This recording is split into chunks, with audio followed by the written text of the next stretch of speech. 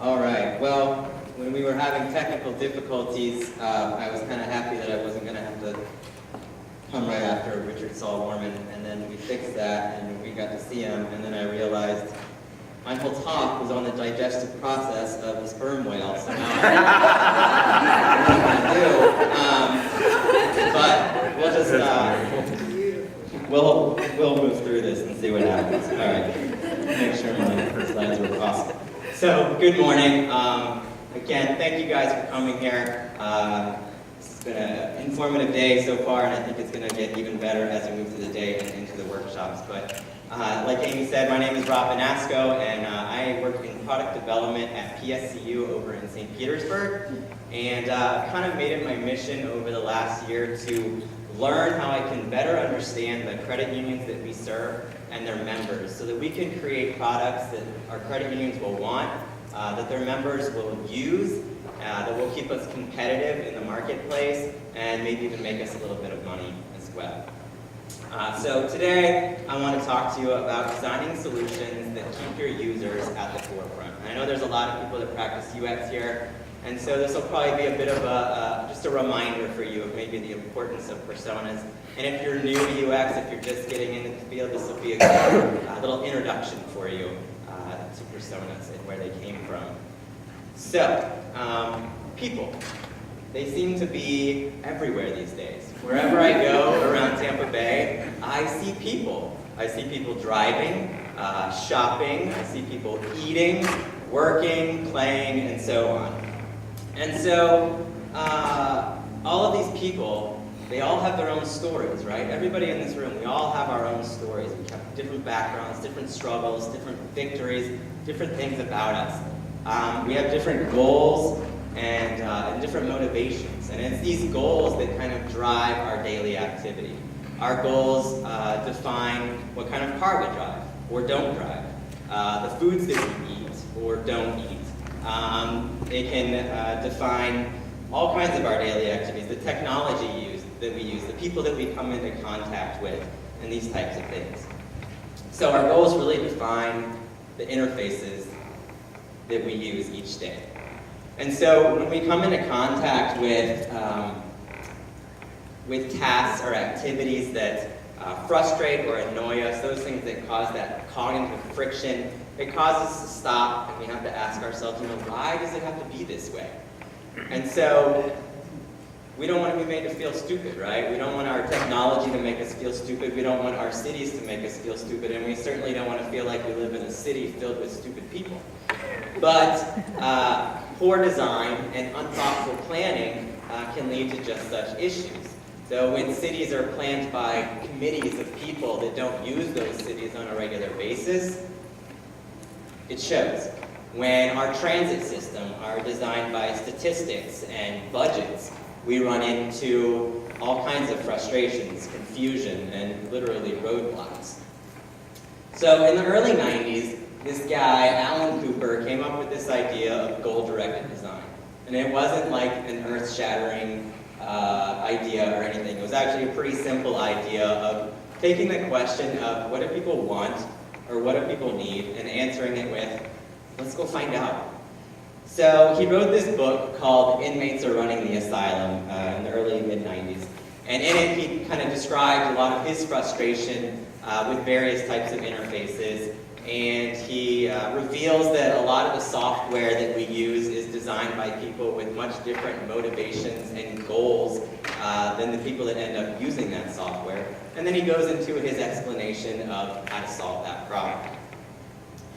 So, out of the concept of goal-directed design comes this idea of personas.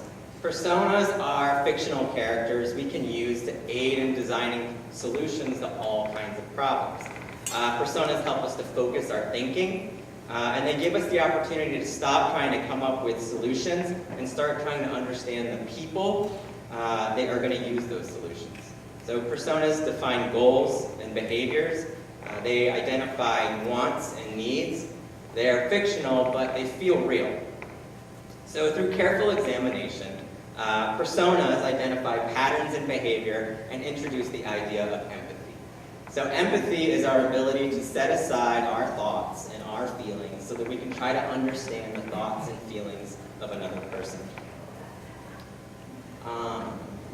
Personas free us from the burden of trying to make everyone satisfied and give us permission to make one person supremely delighted.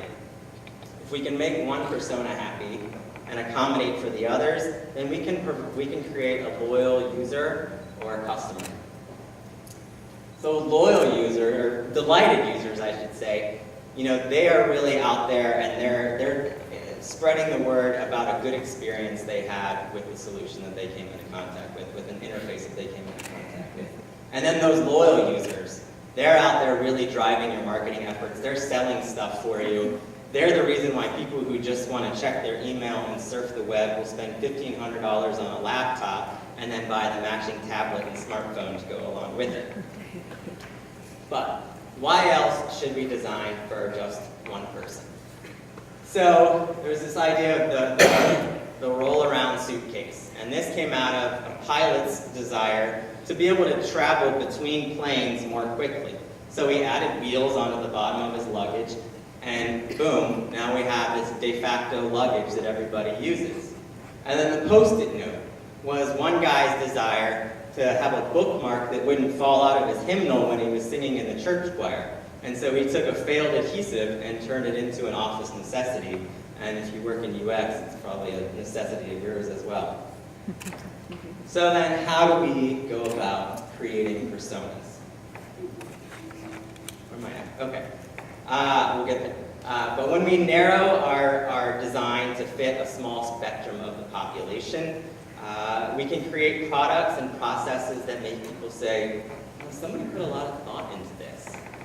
And maybe we can't make everybody happy, but if we can make someone happy and accommodate for the others, then we've succeeded. A well-defined persona makes the user less elastic. If we define our persona correctly, then it eliminates those fringe cases, those, well, what if somebody wants to kind of questions that lead us down rabbit holes that we might not be able to escape from. So, to create personas, first we got to get out of wherever we are. Personas don't happen at our desks, personas don't happen in the offices or in coffee shops, and personas definitely don't happen in meetings. We got to get out to where people are. We need to find them, talk to them, observe them. But before we jump up and run outside and start yelling at people to try to tell us, hey, what do you want, what do you want, we need to have a well-defined plan. So we want to understand, first, what does the business want?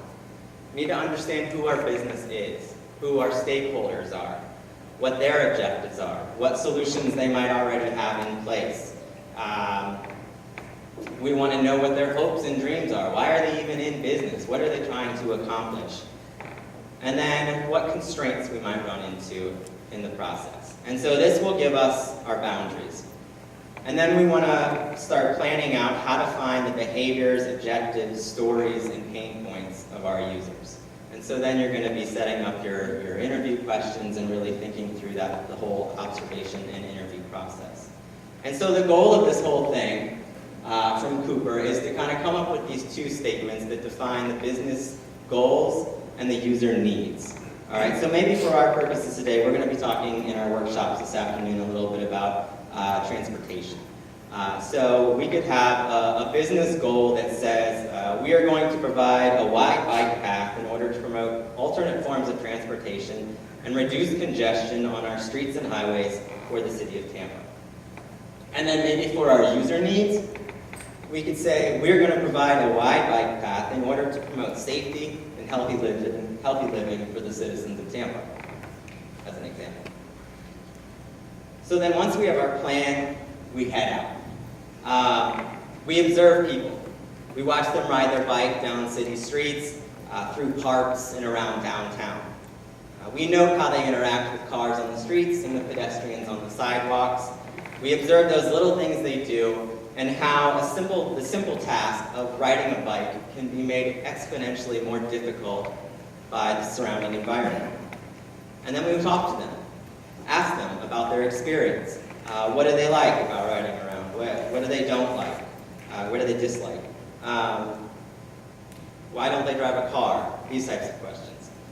We just want to understand and just keep talking to them and asking them why. Like, you know, my son when he was younger, everything was why, Dad, why, until you get to the real core, the real root of the issue.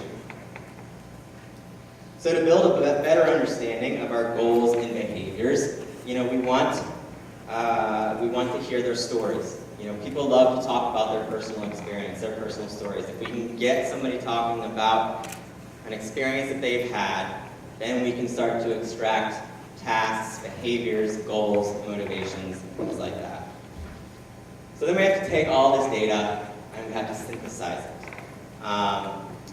We take all our observations and all those interviews and we just, you know, you can throw them up on a wall or whatever, but really what we're trying to do is kind of come up with the essence of who our set of users are, the people that we've observed. And I've been asked in the past, you know, how many interviews should you do? And while I think it's one of those kind of, it depends on the situation kind of things, the best answer that I've heard to date is 8 interviews. And so out of 8, you'll have one person who's just not going to show up. You'll have 2 fringe cases that you'll probably end up throwing out. And then in the remaining 5, you'll be able to kind of recognize some set of patterns and or common goals.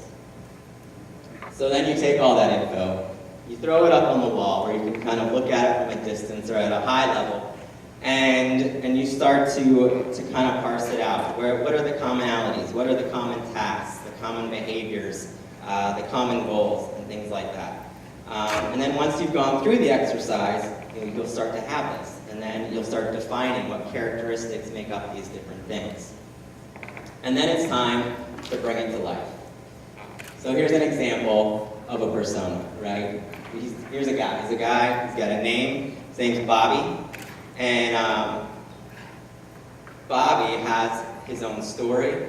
It's unique to him. He's got his own set of goals, things that he's trying to do. So for our purposes, Bobby is a living, breathing human being. And he's got feelings that need to be taken into account when we're designing. So Bobby becomes our primary persona. He has a set of behaviors, he has a set of pain points, he is the essence of our user research. So, but there could also be a secondary persona, right? As we're interviewing more and more people, it might become clear that there's 2 completely different sets of goals and motivations here, and we need to take both into account. And so generally, with the secondary persona, they should be happy or accommodated by the design for the primary persona. But we need to take it into account, and often there's a lot of discussion that goes into, do we need a secondary persona? Do we need to account for this person in our design? So once we have that all figured out, what comes next? So scenarios allow us to create a story around Bobby. And through the scenario, we can take all that we understand about him, the essence of all that user research, right? His goals, his behaviors, and motivations, and walk Bobby through a situation filled with touch points and possible frustrations or pain points with our idea. And so it is at this point where the solution starts to take shape, right? Out of the scenario, we develop a design framework, and then, and only then, we start to put pen to paper and create our solution. So, this afternoon, we're going to have an opportunity to talk about some of the problems that face information architects, us, in the Tampa Bay area. And so, as we're thinking about trying to come up with solutions to problems, I just encourage everybody to be slow to design. You know, really take that time, instead of coming up with, this is what we got to do, take more time to understand the problem and the people that we're trying to solve the problem for. So, with that, I am done, and thank you for your attention and your time.